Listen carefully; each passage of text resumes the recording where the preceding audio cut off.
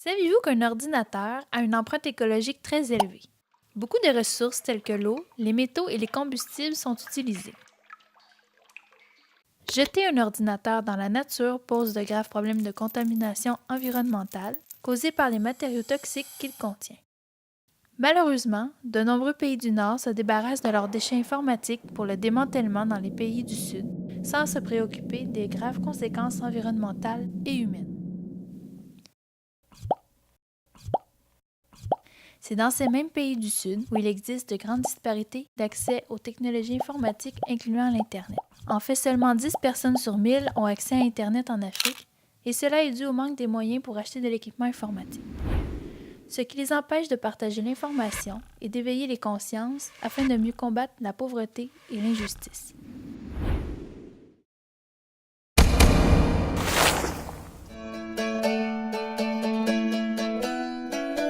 Mais à la place de jeter les ordinateurs partout comme dans les poubelles, on peut les mettre dans le recyclage ou bien on peut les donner à des compagnies comme Micro-Recycle et ils vont les réparer, ils vont les envoyer dans d'autres pays pour ceux qui en ont besoin. Et envoyer plus d'ordinateurs et donner plus d'argent dans les pays pauvres pour augmenter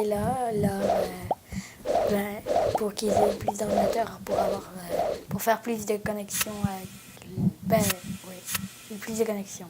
Moi, ma solution, ce serait d'inviter une personne, un camionneur, prendre les déchets, juste les déchets informatiques, au moins 2 à 3 fois par semaine chez les gens. Comme ça, les gens, en se débarrassant de déchets informatiques, ils n'ont pas à payer. Ils économisent du temps parce qu'ils n'ont pas besoin de conduire la voiture pour aller recycler leur matériel. Ils évitent de transporter du matériel lourd. Et de préférence, ce qu'on aimerait, c'est que quand ils jettent le matériel informatique, qu'ils le jettent ensemble. Il y a tellement de choses qu'on peut faire pour aider les pays en voie de développement. De simples petites actions peuvent changer la vie d'autres personnes qui n'ont pas accès à l'information. En récupérant un ordinateur, par exemple, on peut l'envoyer en Afrique et la personne qui n'a jamais pu se voir sur un ordinateur peut communiquer avec quelqu'un d'autre et voir quelqu'un d'autre de l'autre côté de la frontière. C'est vraiment extraordinaire. Si chacun de nous faisait cet effort-là, vraiment tout le monde serait heureux.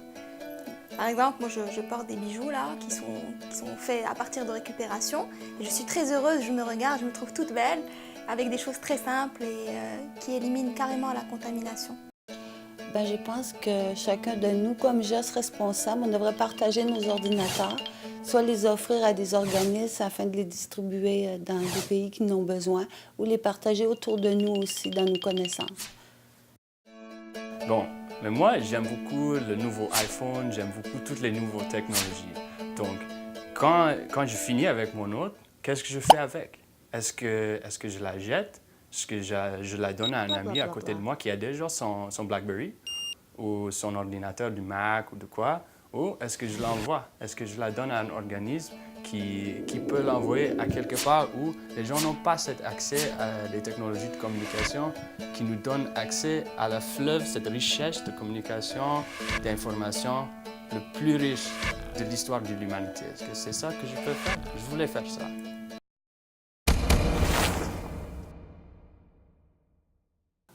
La mission principale de Micro-Recycle s'insère dans les activités de sensibilisation. Micro-Recycle fait des kiosques et des activités dans les écoles pour sensibiliser à la problématique. On offre aussi des ateliers de création de bijoux, puis des séjours de touristes solidaires.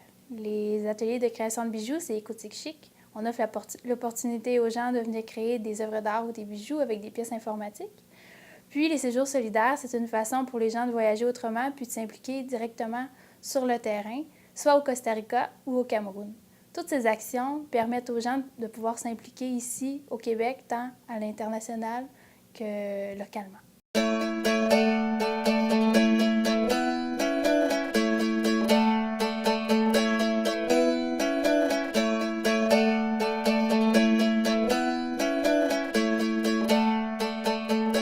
La mission principale de Micro-Recycle, c'est de donner une seconde vie au matériel informatique. En plus de collecter des ordinateurs usagés au nord pour en faire bénéficier les populations défavorisées du sud, nous équipons les écoles, les universités et nous formons les futurs bénéficiaires. La bonne nouvelle dans tout ça, c'est que les solutions existent et que vous soyez un organisme ou que vous soyez un individu, il dépend à chacun de nous d'agir.